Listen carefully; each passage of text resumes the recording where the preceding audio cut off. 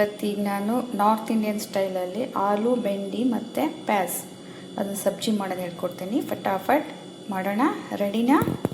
First ಆಲೂಗಡ್ಡೆ ಈ ಥರ ದೊಡ್ಡ ದೊಡ್ಡ ಪೀಸಲ್ಲಿ ಕಟ್ ಮಾಡ್ಕೋಬೇಕು. ಬೆಂಡೆಕಾಯಿ ಕೂಡ ಸ್ವಲ್ಪ ದೊಡ್ಡ ದೊಡ್ಡ ಪೀಸು.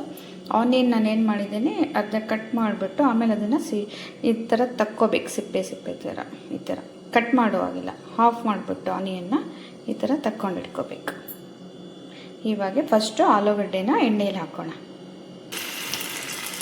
ಈ ಥರ ಎಣ್ಣೆಯಲ್ಲಿ ಹಾಕಿದ್ದೀನಿ. ಒಂದು 4 to 5 ಸ್ಪೂನ್ಸ್ ಎಣ್ಣೆ ಹಾಕಿದ್ದೀನಿ ನಾನು. ಫಸ್ಟು ಆಲೂಗಡ್ಡೆ ಫಸ್ಟು ಸ್ವಲ್ಪ ಎಣ್ಣೆಯಲ್ಲಿ ಫ್ರೈ ಮಾಡ್ಕೊಡೋಣ. ಆಲೂಗಡ್ಡೆ ಬೇಯಿಸೋ ಕೆಲಸ ಏನಿಲ್ಲ, ಹಾಗೆ ಸಿಪ್ಪೆ ತೆಗೆದುಬಿಟ್ಟು ಈ ಥರ ಕಟ್ ಮಾಡಿ ಈಗ ಆಯಿಲಲ್ಲಿ ಫಸ್ಟು ಫ್ರೈ ಮಾಡ್ಕೊಳ್ಳೋಣ. ಈಗ ನೋಡಿ 2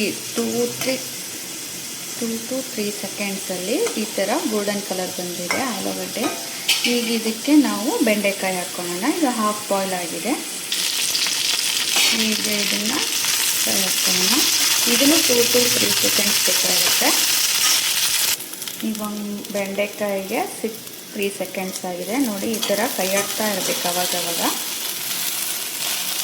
ಇವಾಗ ನೆಕ್ಸ್ಟ್ ಆನಿಯನ್ ಹಾಕೋಣ. ಟೋಟಲ್ 6 ಸೆಕೆಂಡ್ಸ್ ಆಗಿದೆ. ಇವಾಗ ಆನಿಯನ್ ಹಾಕಿದೆ.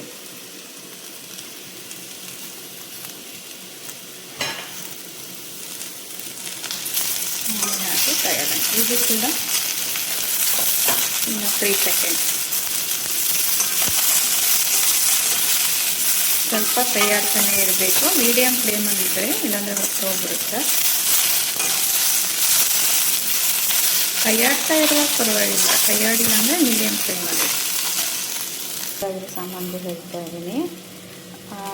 ಇದು ಏನಿದು ಉಪ್ಪು, ಧನಿಯಾ, ಇದೇನು ಮಾಡಿದ್ದೀನಿ ಇದು ಬರುತ್ತಲ್ಲ ಕೆಂಪು ಮೆಣಸಿನ್ಕಾಯಿ, ಅದನ್ನು ಜೀರಿಗೆನೂ ಈ ಥರ ಮಿಕ್ಸಿ ಮಾಡಿ ಇಟ್ಕೊಂಡಿದ್ದೆ. ಇದೊಂಥರ ನೋಡೋಕೆ ಚೆನ್ನಾಗಿ ಕಾಣುತ್ತಿಲ್ಲ ಹಾಕ್ತಿದ್ದೀನಿ.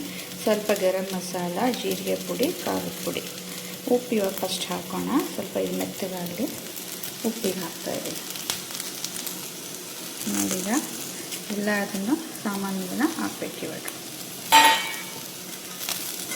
ಕೈ ಆಗುತ್ತೆ. ಮೀಡಿಯಮ್ ಫ್ಲೇಮಲ್ಲಿ ಇಡಿ.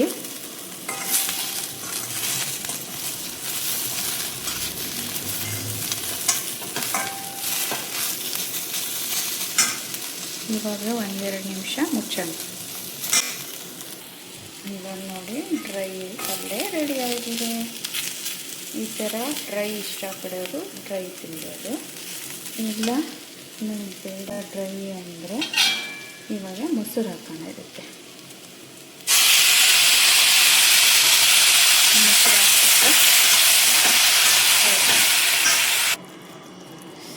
ನೋಡಿ, ಮೊಸರು ಹಾಕಿದ ಮೇಲೆ ಪಲ್ಯ ರೆಡಿಯಾಗಿದೆ. 1 ನಿಮಿಷ ಮುಚ್ಚಿಟ್ಬಿಟ್ಟು ತೆಗೆದುಬಿಟ್ರೆ ಈ ಥರ ಮೆತ್ತಗೆ ಬರುತ್ತೆ. ಇದು ಒಂಥರ ಗ್ರೇವಿ ಥರ ತುಂಬ ಚೆನ್ನಾಗಿದೆ. ಟ್ರೈ ಮಾಡಿ ನೋಡಿ. ಈಗ ಮೊಸರು ಹಾಕಿದ ಮೇಲೆ ಚೆನ್ನಾಗಿ ಮೆತ್ತಗಾಗಿದೆ. 1 ನಿಮಿಷ ಆದಮೇಲೆ ಇದು ಕೂಡ ತುಂಬ ಚೆನ್ನಾಗಿದೆ. ಟ್ರೈ ಮಾಡಿ ನೋಡಿ. ನಿಜವಾಗ್ಲೂ ನಿಮಗೆಲ್ಲರಿಗೂ ಇಷ್ಟ ಆಗುತ್ತೆ. ಓಕೆನಾ? All the best.